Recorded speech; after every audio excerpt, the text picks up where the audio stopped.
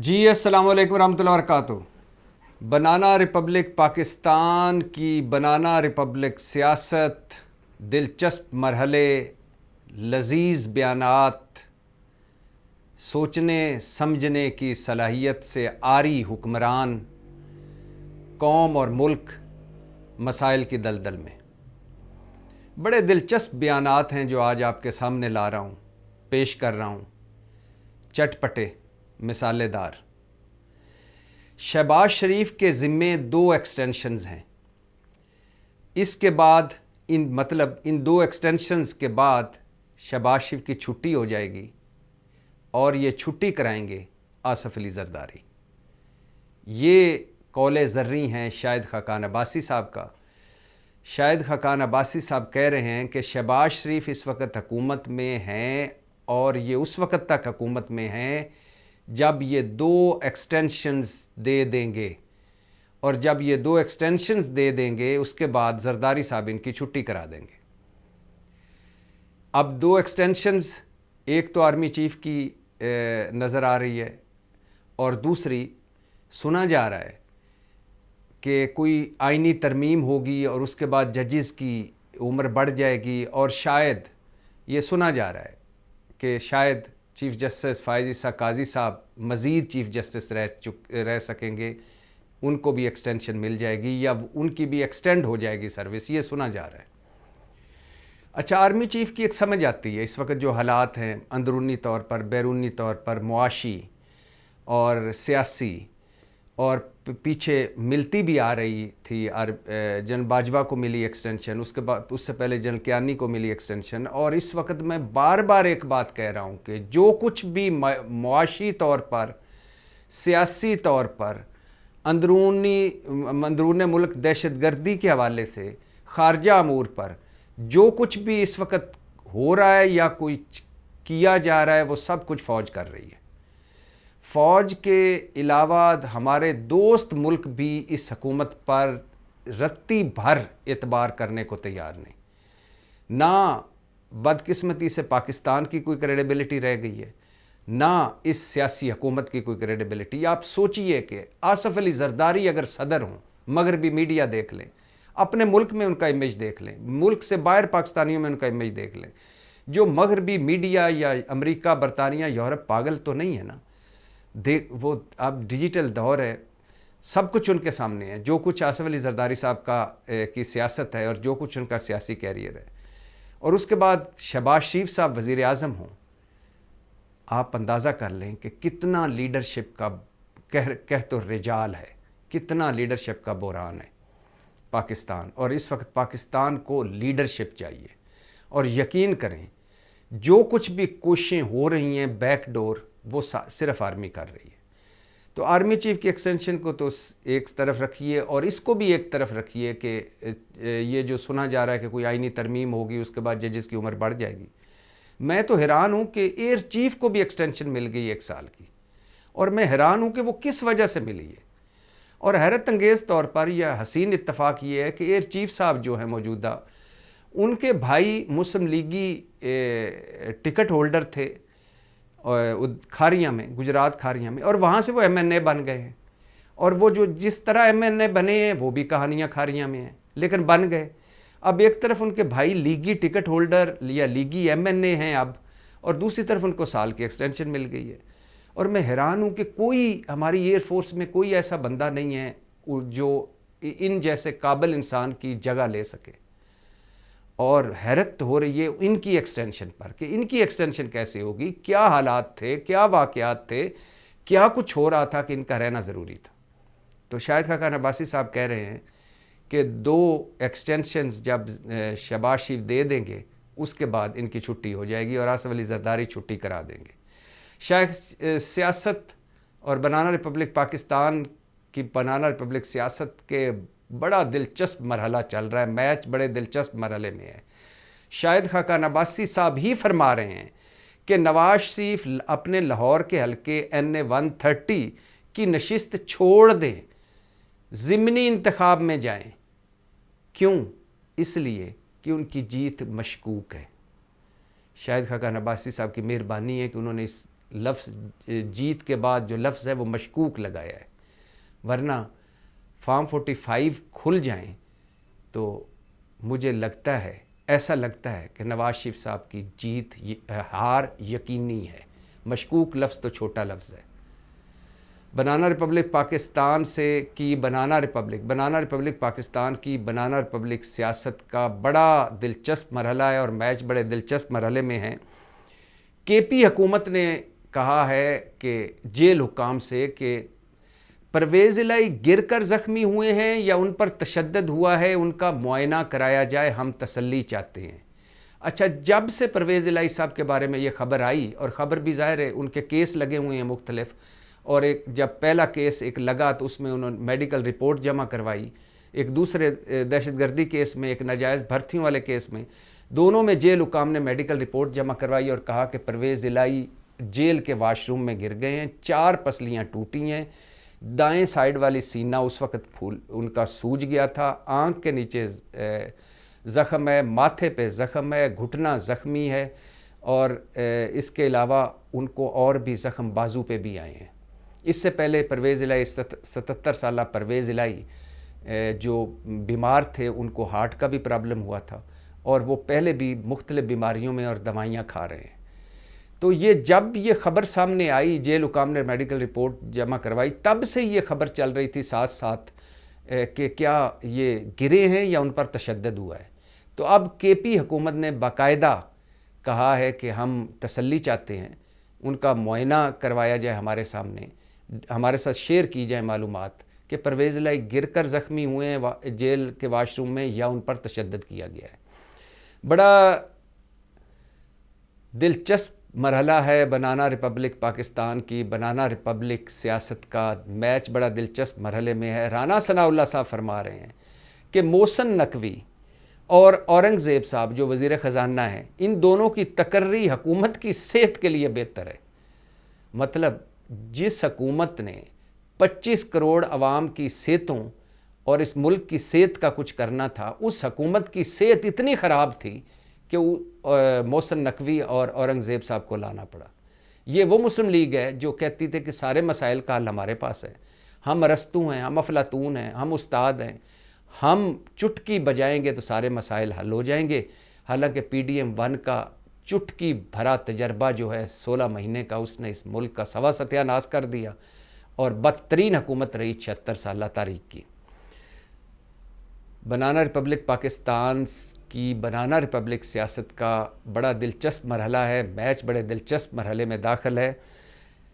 हनीफ अब्बासी साहब जो पिंडी से जीते हैं और जिनके बारे में हमारे दोस्त अहबाब कहते हैं कि वो भी फॉर्म 47 से जीते हैं। लियाकत चट्ठा का जो एक बयान जिस पे बाद में मुकर गए कि पिंडी की सारी नशिस्तें जो हार गए थे जीतने वाले, तो उनको जितवाया गया। हनीफ अब्बासी साहब का अलबत्ता एक है कि उनका केस, मैंने जब उनको एफिडेरिन केस वाला था उसमें उनके साथ ज़्यादती हुई और बहुत सारे जब बाद में अदालत में उन्हें बरी भी किया गया, वो मुश्किल तरीन लम्हों में से गुज़रे। हनीफ अब्बासी साहब का फिर भी मैं इनको हारा हुआ नहीं इसलिए नहीं कहता कि उस वक्त इनके साथ ज़्यादती हुई थी। अब अगर बकौल लियाकत चट्ठा के पहले बयान के अगर इन्हें जितवाया गया है तो एक अजीब सी दायरों का सफ़र याद आता है। तो हनीफ अब्बासी साहब फरमा रहे हैं कि हमारी पार्टी के एक शख्स, ख्वाजा आसिफ साहब की बात कर रहे हैं, हमारी पार्टी के एक शख्स भी जनरल बाजवा पर तनकीद कर रहे हैं आजकल, और ये वही शख्स हैं जो कहा करते थे कि मैंने व्हाट्सएप कॉल की और मुझे जितवाया गया, या मैं हारा हुआ था मैं जीत गया, या मैं इलेक्शन में जीता। और अब वो उन्हीं जनरल बाजवा पर तनकीद कर रहे हैं जिनको व्हाट्सएप कॉल की थी इलेक्शन की रात वाले दिन। और हनीफ अब्बासी साहब कह रहे हैं, ख्वाजा साहब ऐसे बयानात देने से कद ऊंचा नहीं होता, हौसला रखें। आपको याद होगा कि ख्वाजा आसिफ साहब ने चंद दिन पहले एक बयान दिया था कि मैं जन बाजवा और जन फैज़ हमीद को असम्बली में बुलवाऊंगा, एक करारदाद जमा करवाऊंगा कि इनको बुलाया जाए, इनसे पूछा जाए ये होते कौन है मुल्क के फ़ैसले करने वाले। और फिर 2 दिन बाद ख्वाजा आसिफ साहब ने यह भी फरमाया केस बयान देने के बाद मुझे धमकी मिली। और इस सारे ख्वाजा आसिफ के इनकलाबीपन को हमारे कुछ साफ़ी दोस्त ये भी कह रहे हैं कि चूँकि ख्वाजा आसिफ साहब को पता है कि मुबैना तौर पर वो रिहाना डार से हार चुके हैं और उनका केस जब भी किसी फोरम पे लगेगा तो वो हार जाएंगे, तो लिहाजा अब वो इस तरह का एक माहौल बना रहे हैं कि देखा मैंने तो ये जो इनकलाबी बयान दिए थे ये उसी की मुझे सज़ा मिली है और मुझे हरवा दिया गया है। खैर वल्लाह आलम बिस्सवाब। हनीफ अब्बासी साहब भी आगे भी फरमा रहे हैं कुछ, वो भी सुन लें। बनाना रिपब्लिक पाकिस्तान की बनाना रिपब्लिक सियासत का बड़ा दिलचस्प मरहला है। मैच बड़े दिलचस्प मरहले में। हनीफ अब्बासी साहब कहते हैं मैं तो जावेद लतीफ़ को अक्लमंद आदमी समझता था, मगर ये तो अपनी लीडरशिप से खेल रहा है। मैं अपनी लीडरशिप से जावेद लतीफ़ की सिफारिशें करता था और मेरी लीडरशिप कहती थी ये आदमी ठीक नहीं है, लेकिन अब मुझे पता चला कि लीडरशिप ठीक थी और मैं गलत था। जावेद लतीफ़ को हनीफ अब्बासी कह रहे हैं कि हौसला करो, हार गए हो तो हौसले से काम लो। आपके ज़हनों में होना चाहिए कि जावेद लतीफ़ साहब ने हमारे दोस्त मतीउल्लाह जान को इंटरव्यू देते हुए कहा था कि मैंने एक शख्स को इलेक्शन वाली रात, इलेक्शन से एक दिन बाद या इलेक्शन की अगली रात कॉल करके कहा कि मेरे हलके की भी गिनती करवा लें। तो उन्होंने कहा कि अगर आपके हलके की गिनती हुई तो फिर हमें नवाज शरीफ साहब के हलके की भी गिनती करवानी पड़ेगी। तो कहते हैं मैं चुप हो गया। तो हनीफ अब्बासी साहब कह रहे हैं उस बंदे का नाम बताएं अगर आपने किसी को कॉल की और अगर उसने कहा कि नवाज शरीफ के हलका खोलें। और फिर हनीफ अब्बासी साहब जावेद लतीफ़ को कह रहे हैं कि आप कह रहे थे कि नवाज शरीफ ने मुझे रोका हुआ है कि मैं आगे बात ना करूं। तो उन्होंने कहा किसी ने नहीं रोका हुआ, बात आगे करें। और हनीफ अब्बासी साहब भी आगे फरमा रहे हैं कि मुशाहिद हुसैन मकबूलियत का, मुशाहिद हुसैन को चस्का लगा हुआ है, जो पार्टी मकबूल देखता है उसके हक़ में बयान देता रहता है। कब तक मुस्लिम लीग नून मुशाहिद हुसैन साहब से डसी जाएगी। और ज़ुबैर उमर साहब के बारे में हनीफ अब्बासी कहते हैं कि वो फ़िलासफ़र बना हुआ है, इसके साथ तो मुस्लिम लीगी लिखना ही नहीं चाहिए। बनाना रिपब्लिक पाकिस्तान की बनाना रिपब्लिक सियासत का बड़ा दिलचस्प मरहला चल रहा है। और हमारे मुल्क के हालात देखें, एक अनट्रेंड आदमी जिसका खारजा अमूर में 0/0 तजर्बा है, मतलब इसाक डार साहब जिन्हें वज़ीर ख़ारजा बनाया गया और जिन्होंने एक बड़ा बयान दिया कि भारत से तिजारत बहाल कर सकते हैं, उसके जवाब में भारतीय वज़ीर ख़ारजा ने जयशंकर ने कहा है कि कोई तिजारत नहीं होगी आपसे, आप तो दहशत गर्दों की सरपरस्ती करने वाला मुल्क है। अब हम दहशत गर्दों को और उनकी सरपरस्ती करने वालों को नज़रअंदाज नहीं करेंगे। माजी को भुलाकर आगे नहीं बढ़ा जा सकता। देख लिया हमारे मुल्क की क्रेडिबिलिटी, हम कहाँ पहुँच गए देख लिया। एक वक्त था भारत कहता था कि हमें तिजारत करनी चाहिए, रास्ते खोलने चाहिए, एक दूसरे, हम पड़ोसी मुल्क हैं, जो भी हालात हो हमें आपस में मिल बैठना चाहिए। और आज भारत जो चांद से पर पहुँच कर अब सूरज की तरफ रवां दवां है और जिसके 627 अरब डॉलर से ज़्यादा ज़र मुबादला है और जो पूरी दुनिया का लाडला है तिजारती मुआहदों में, और जिसकी एक बिजनेसमैन की जो कंपनियों का हुजम है वो हमारे मुल्क पाकिस्तान की कुल मुआशी हुजम से बड़ा है, वो भारत आज हमें कह रहा है कि अपने काम से काम रखो। बनाना रिपब्लिक पाकिस्तान की बनाना रिपब्लिक सियासत का बड़ा दिलचस्प मरहला जारी है और शहबाज शरीफ साहब ने दूसरा यू टर्न लिया है चंद दिनों में। पहला लिया तो उन्होंने इरसा का एक जो चेयरमैन मुकर्रर किया था, हल्की सी पीपल्स पार्टी ने आंखें दिखाई तो मुराद अली शाह को फ़ोन किया और वो चेयरमैन ज़फ़र महमूद को जो बनाया था वो उनको तकर्री वापस ले ली और सिंध को कहा कि आप अपना चेयरमैन मुकर्रर कर लें। और दूसरा इसाक डार साहब को उन्होंने डाला था इक़्तिसादी राब्ता कमेटी के बैसियत रुकन इसाक डार को नामज़द करके ख़ुद इसके चेयरमैन बन गए थे। दूसरा यू टर्न लिया, तनकीद हुई, दूसरा यू टर्न आया कि इक़्तिसादी राब्ता कमेटी के अब चेयरमैन जो कि वज़ीर ख़जाना होता है अब उस औरंगज़ेब साहब को बना दिया गया है, इसाक डार को निकाल दिया गया है। वज़ीर इक़्तिसादी अमूर, वज़ीर तिजारत, वज़ीर तवानाई, वज़ीर पेट्रोलियम और वज़ीर मनसूबाबंदी उसके मेंबर बना दिए गए हैं। ये दूसरा यू टर्न है चंद दिनों में ही शहबाज शरीफ साहब का। आप अंदाज़ा लगा लें हुकूमत कितनी मुस्तहकम है और क्या हुकूमत के पास है और क्या करने को कुछ है। बड़ा दिलचस्प मरहला है जी बनाना रिपब्लिक सियासत का, बनाना रिपब्लिक पाकिस्तान की सियासत का मैच बड़े दिलचस्प मरहले में है।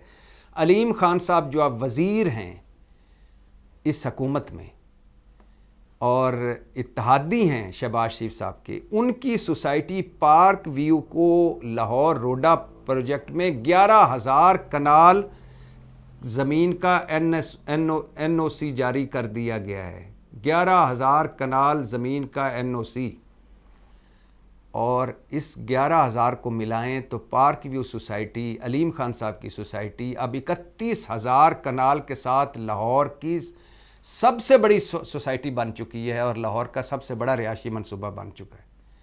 ये बात सुना इसलिए रहा हूँ कि इमरान खान दौर में अलीम खान साहब और इमरान खान के दरमियान जो पहली दरार पड़ी थी वो यही एक NOC था, और इसी सोसाइटी के ख़िलाफ़ बुज़दार हुकूमत ने तहकीकात शुरू की थी और इसी का NOC देने से इनकार किया था। तो अलीम खान साहब नाराज़ हो गए इमरान खान साहब के साथ, और उसके बाद जो कुछ हुआ, अलीम खान प्लस जहांगीर तरीन, फॉरवर्ड ब्लॉक और फिर मुस्लिम लीग से इत्तेहाद, फिर इस्तेकाम पाकिस्तान पार्टी, जो कुछ भी हुआ वो आपके सामने है। तो अलीम खान साहब को बिलाखिर 11,000 कनाल की जो NOC है सोसाइटी का वो मिल गया है। बड़ा दिलचस्प मरहला है, मैच बड़े दिलचस्प मरहले में है पाकिस्तान की बनाना रिपब्लिक सियासत का। कल 2 बड़े अहम केस हैं, एक cipher case Islamabad high court में, दूसरा फ़ौजी अदालतों में सिविलियन का ट्रायल, इसका केस सुप्रीम कोर्ट में। दोनों बड़े अहम हैं। साइफ़र इसलिए अहम है कि इमरान खान साहब को जिन 2-3 केसों में सज़ाएं मिली थी उनमें पहला केस है जिसमें साइफ़र ऊपर आया है। बाकी केसों की भी, दोनों की, तोशा खाना और इद्दत में निकाह के भी अपीलें लगी हुई हैं सज़ा के ख़िलाफ़, लेकिन ये केस अभी ज़्यादा समातें हो चुकी हैं। और 3 समातों में जिस तरह इस्लामाबाद हाई कोर्ट में साइफ़र को उधेड़ कर रख दिया गया है, जिस तरह एतराज़ात सामने आए हैं, केस बड़ा कमज़ोर केस लग रहा है हुकूमत का, प्रोसिक्यूशन का।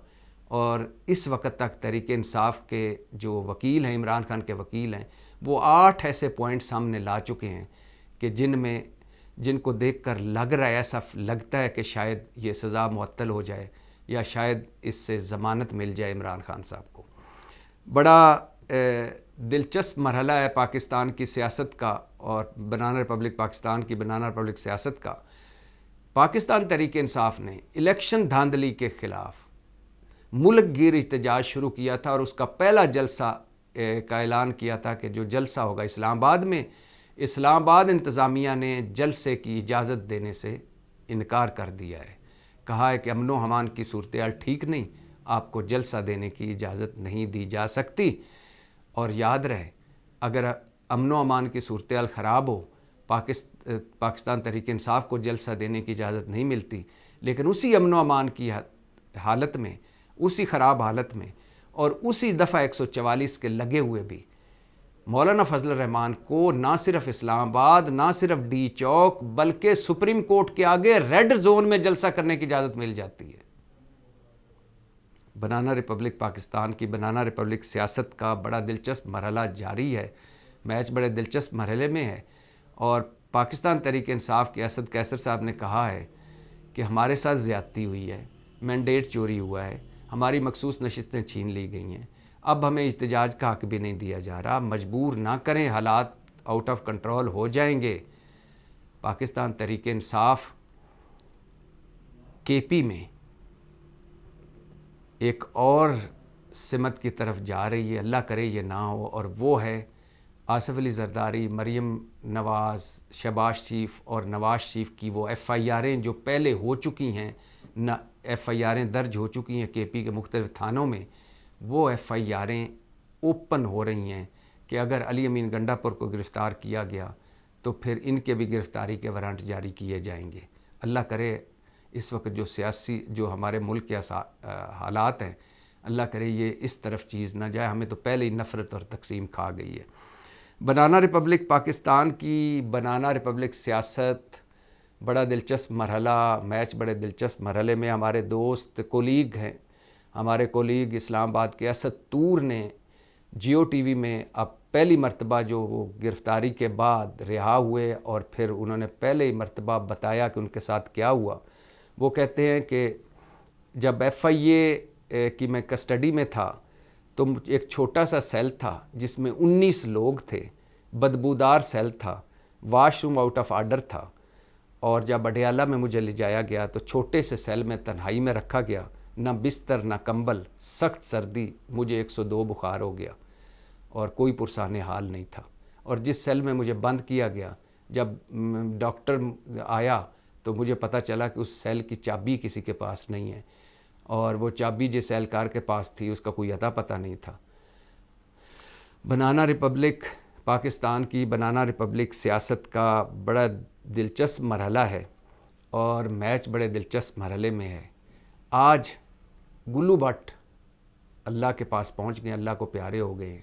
सानिया मॉडल टाउन के वो मूँछों वाला किरदार जो गाड़ियाँ तोड़ता हुआ वीडियो क्लिप्स में नज़र आता, बाद में फालज हुआ, ब्रेन हेमरेज हुआ और बिस्तर मरग पर रहने के बाद अल्लाह को प्यारा होगा, सिर्फ प्यारा हो गया। अल्लाह उनकी मगफरत करे, बख्शिश फरमाए। बताना ये था कि हमारी वैल्यू, हमारी औकात, हमारी हैसियत इंसान की कुछ भी नहीं, ना तेरी ना मेरी, ए दुनिया मिट्टी दी टेरी, सिकंदर होवे या कलंदर, सारे मिट्टी दे अंदर। मिट्टी से आए थे, मिट्टी में चले जाना है। पता नहीं किस चीज़ के गर्दनों में सरिये हैं, किस चीज़ की मैं घुसी हुई है, औकात ही कोई नहीं है। थोड़ा सा दांत दर्द ज़्यादा हो जाए तो सारा कुछ भूल जाता है कि मैं कितना बड़ा हूँ, कितना बड़े ओहदे पे हूँ, या मैं कितना 30 मार खाऊँ। बनाना रिपब्लिक पाकिस्तान की से और बनाना रिपब्लिक सियासत से और इस दिलचस्प मरहले से और मैच जिस दिलचस्प मरहले में दाखिल हो गया, दुआ यही है कि अल्लाह ताला इस मुल्क को और इस कौम को नफ़रत, तकसीम, मुआशी बुहरान, सियासी बुहरान, इल्ज़ाम, दशनाम तराज़ी, पगड़ी उछालो प्रोग्राम, इन सारी बंद गलियों से निकाले और हम जो अंदरूनी तौर पर और बैरूनी तौर पर एक मखौलिस्तान बन गए हैं, कशकोलिस्तान बन गए हैं, कुछ अल्लाह हम पर हमारी भी कोई रहनुमाई फरमाए, हमें भी किसी तरफ अल्लाह का फ़ज़ल ले जाए। लेकिन अल्लाह ताला फरमा चुके हैं कि जो कौमें अपनी हालत नहीं बदलती उनकी फिर हालत नहीं बदली जाती। अल्लाह रहम करे, बड़ा मुश्किल वक्त है, यकीन करें। IMF ने 1.1 अरब डॉलर दे तो दिया है, उसके बाद जो नए टैक्सों का सुना जा रहा है, जो नई महंगाई, नई बेरोज़गारी और नई गुर्बत का सुना जा रहा है, और अगली मर्तबा IMF के पास जाने के लिए जो शराइत हैं, उन शराइत का जो सुना जा रहा है, कानों से धुआं निकल रहा है कि ये कौम और ये मुल्क कैसे बर्दाश्त कर पाएगा।